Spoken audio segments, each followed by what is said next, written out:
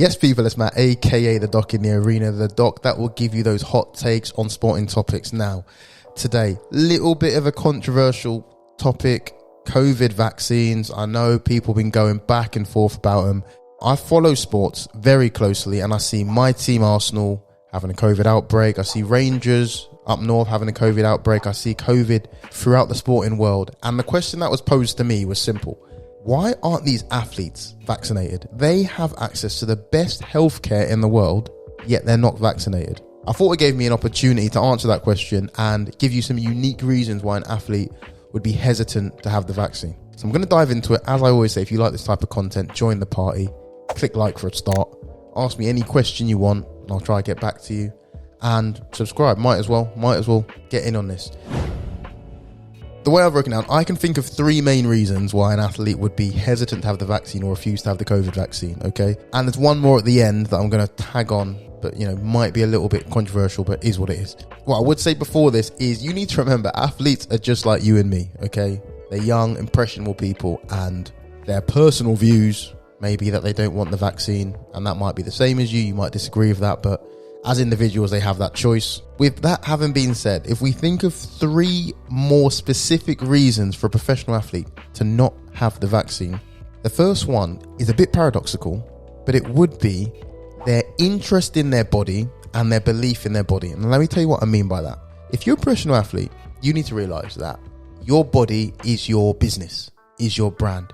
They've been taught, they've been conditioned from a very young age to be very careful about what they put in their body, how they prepare their body for sport, avoiding any doping charges, any change in their body. They live on a very tight equilibrium.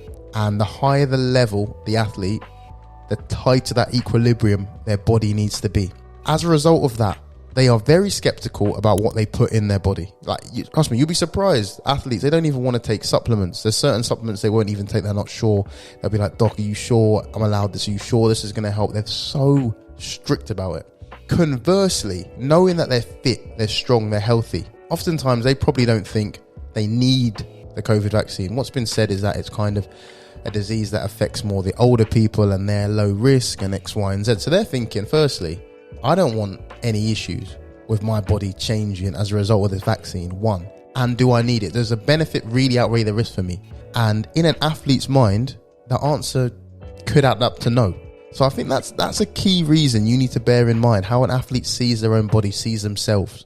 The second reason is kind of linked, but not quite the same. And it's related to the side effects of the COVID vaccine. So athletes may hear about the vaccine. They may be asking, what are the side effects? And the side effects for some have been having symptoms of COVID, feeling under the weather for a week, a couple of weeks, this, that, and the other. In an athlete's schedule, that is a long period of time potentially, and they don't want to take this vaccination and for some reason be out 2 weeks. They lose their place in the team, they miss a competition, sets them back in their training program, their training plan, and all for a illness that they in their mind think they probably won't get, or it won't really affect them too much. Even if they get it asymptomatically and have to isolate, at least they can probably train while isolating. These are the thought processes that one might be going through. So as a result of that, they think, again, does the benefit outweigh the risk? That's always the question. Does the benefit outweigh the risk for them? And the risk for an individual is different. Every individual will see what their individual risks are in a different way. It's not just skepticism for the sake of skepticism. Now, okay, with the first two bits having been said, focusing on the athletes and their physical performance, their bodies and aspects to do with that, I actually think the third and most important reason why athletes currently aren't having the vaccine, just my opinion, is social proofing. Okay, now social proofing is a simple concept that we all buy into, consciously or subconsciously. And basically it states that an individual will conform in order to be liked, right? People do what they think is on trend, consciously or subconsciously. You see big names. Novak Djokovic said he's not having the vaccine. He's had it and he's not having the vaccine.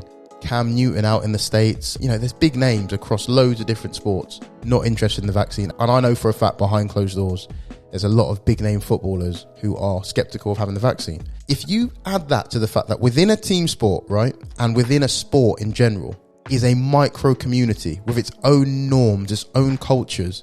So when you're within a team, outside influence is is minimal. You're with the team all the time. You're traveling with the team.